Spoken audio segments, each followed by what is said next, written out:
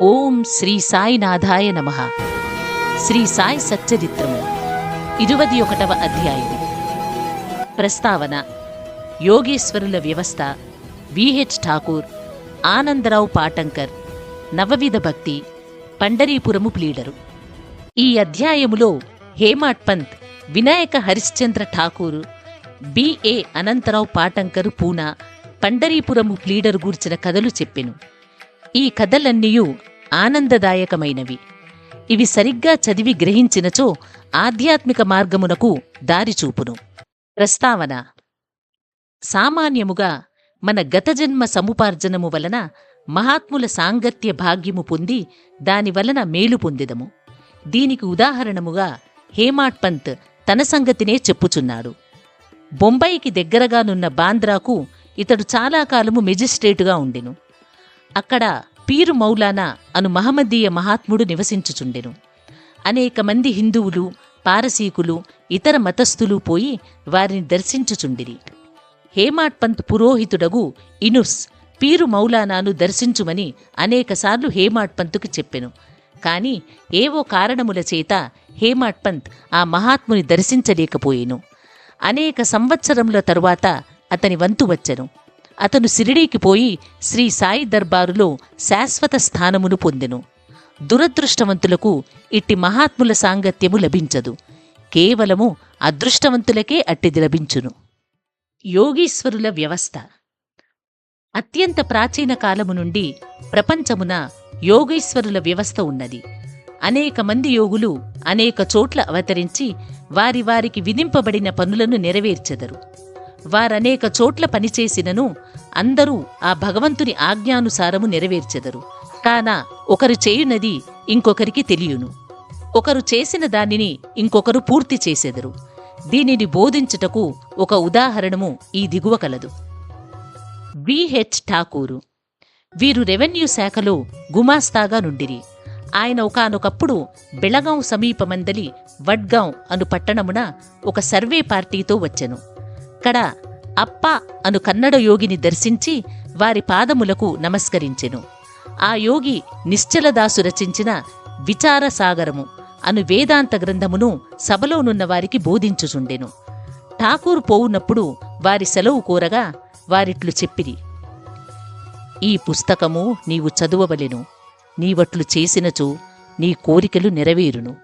ముందు ముందు నీ ఉద్యోగమునకు సంబంధించిన పని మీద ఉత్తర దిక్కునకు పోయినప్పుడు నీ అదృష్టవశమున నీకొక గొప్ప మహాత్ముని దర్శనము కలుగును.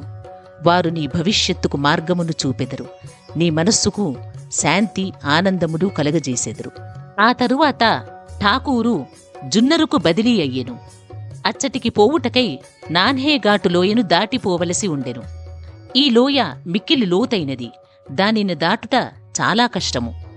దానిని దాటుటకు ఎనుబోతు తప్ప ఇతరమేదియూ నుపయోగించరు. కావున ఎనుబోతుపై లోయను దాటుటచే అతనికి బాధ కలిగెను. అచ్చటి నుండి కళ్యాణ్కు పెద్ద ఉద్యోగముపై బదిలీ అయ్యెను. అక్కడ నానాసాహెబ్ చాందోర్కర్తో పరిచయము కలిగెను. ఆయన వలన సాయిబాబా గూర్చి అనేక సంగతులు తెలుసుకొని వారిని దర్శింప కాంక్షించెను. ఆ మరుసటి దినమే నానాసాహేబు సిరిడీ పోవుటకు నిశ్చయించుకొనెను. కావున ఠాకూర్ను కూడా తనతో రమ్మని అడిగెను. ఠాకూరు తనకు ఠాణాలో సివిల్ కేసుండుటచే రాలేనని చెప్పెను. అందుచే నానాసాహేబు ఒక్కడే వెళ్ళెను. ఠాకూరు ఠాణాకి వెళ్ళెను. కాని అచ్చటి కేసు వాయిదా పడెను. అతడు నానాసాహెబ్ వెంట షిరిడీకి వెళ్ళకపోవుటచే మిక్కిలి పశ్చాత్తాపపడెను. అయినప్పటికీ షిరిడీ వెళ్ళెను. అంతకు ముందు రోజే నానాసాహేబు షిరిడీ విడిచిపెట్టెనని తెలిసెను. ఇతర స్నేహితులు కొందరక్కడ కలిసిరి. వారు ఠాకూరును బాబా వద్దకు తీసుకుని పోయిరి. అతడు బాబాని చూచి వారి పాదములకు నమస్కరించి మిక్కిలి సంతసించెను. అతడి కండ్లు ఆనంద బాష్పములచే నిండెను. ఒడలు గగురు పొడిచెను. కొంతసేపటికి సర్వజ్ఞుడగు బాబా ఇట్లనెను: ఇచ్చటి మార్గము అప్పా బోధించు నీతులంత సులభము కాదు. నాన్హేఘాటులో ఎనుబోతుపైన సవారీ చెయ్యటం కంటే కష్టము. ఈ అధ్యాత్మ మార్గము మిక్కుల కఠినమైనది. దీనికి ఎంతో కృషి అవసరము.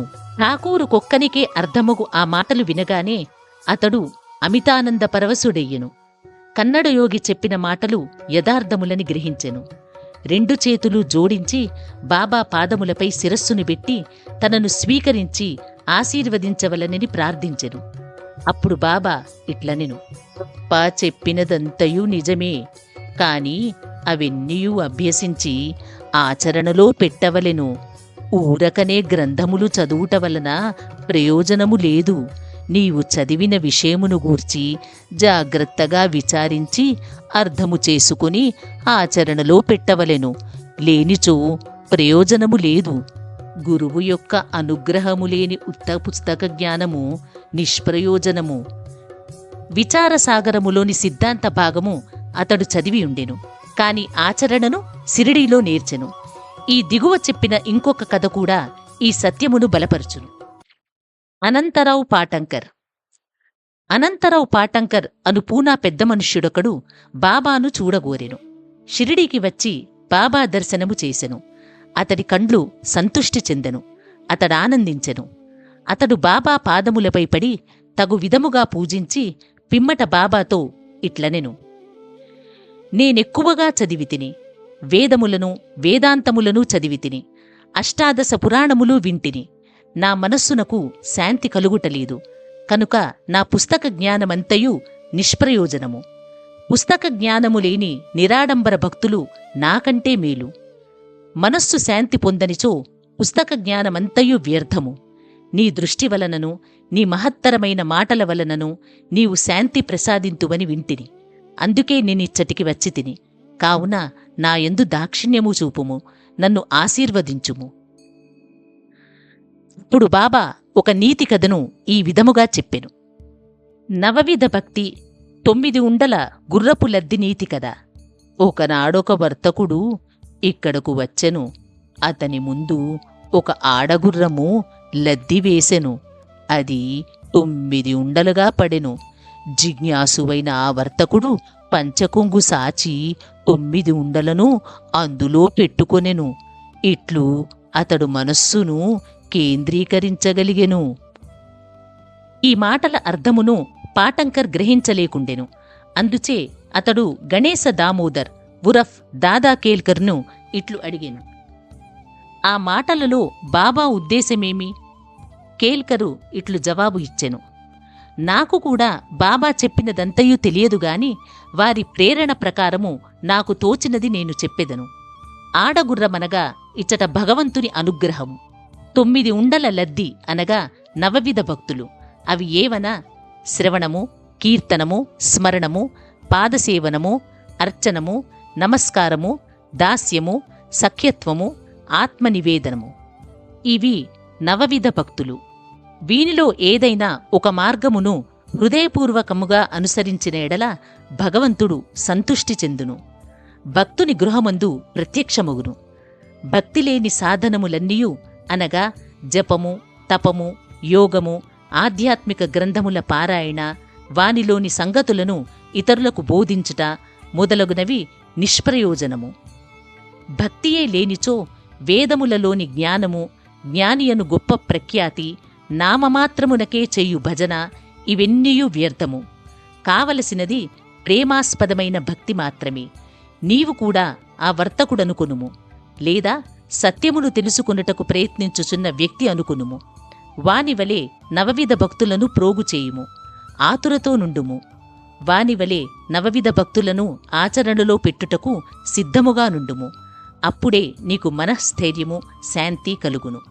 ఆ మరుసటి దినము పాటంకర్ బాబాకు నమస్కరించుటకు పోగా, 9 గుర్రపు లద్ది ఉండలను ప్రోగు చేసితివా లేదా అని ప్రశ్నించెను. అతడు తాను నిస్సహాయుడననియు బాబా అనుగ్రహముచే మాత్రమే వానిని సులభముగా ప్రోగు చేయవచ్చునెను. అప్పుడు బాబా శాంతిక్షేమములు కలుగునని ఆశీర్వదించెను. పాటంకర్ అపరిమితానందభరితుడయ్యెను. పండరీపురము ప్లీడరు. ఒక చిన్న కథతో ఈ అధ్యాయమును ముగించెదము. ఈ కథ బాబా సర్వజ్ఞుడని తెలుపును. ప్రజలను సరియైన మార్గమున పెట్టుటకు, వారి తప్పులను సవరించుటకు బాబా సర్వజ్ఞత్వమును ఉపయోగించుచుండెను. ఒకనాడు పండరీపురము నుండి ఒక ప్లీడరు వచ్చెను. అతడు మసీదుకు పోయి సాయిబాబాను దర్శించెను. వారి పాదములకు నమస్కరించెను. అడగకుండానే దక్షిణ ఇచ్చెను. జరుగుచున్న సంభాషణలు వినుటకు ఒక మూల కూర్చుండెను. బాబా అతని వైపు ముఖము త్రిప్పి ఇట్లనెను, ప్రజలెంత టక్కరులు, వారు పాదములపై పడెదరు, దక్షిణనిచ్చెదరు, కాని చాటుగా నిందించెదరు. ఇది చిత్రముగాదా? ఆ మాటలు ప్లీడరునకు సూటిగా తగిలినవి. ఎవరికీ బాబా మాటలలోని అంతరార్థము బోధపడలేదు. ప్లీడరు మాత్రము గ్రహించెను. కాని అక్కడ ఏమీయూ మాట్లాడలేదు. వాడాకు పోయిన పిమ్మట ప్లీడరు కాకాసాహెబ్ దీక్షితుతో ఇట్లనెను, బాబా చెప్పినదంతయు యథార్థమే. ఆ బాణము నాపై ప్రయోగించిరి. అది నాగూర్చియే. నేనెవరినీ నిందించకూడదు, తృణీకరించరాదని బోధించుచున్నది. పండరీపురము సబ్జడ్జియగు నూల్కర్ తన ఆరోగ్యాభివృద్ధి కొరకు సిరిడీకి వచ్చెను. ఇచ్చటనే మకాము చేసెను. ప్లీడర్ల విశ్రాంతి గదిలో దీనిగూర్చి వివాదము జరిగెను. రోగముచే బాధపడుచున్న సబ్జడ్జి ఔషధమును సేవించక సిరిడీకి పోయిన మాత్రమున బాగవునా అని మాట్లాడుకొనిరి. సబ్జడ్జిని వ్యాఖ్య చేసిరి. సాయిబాబాను నిందించిరి.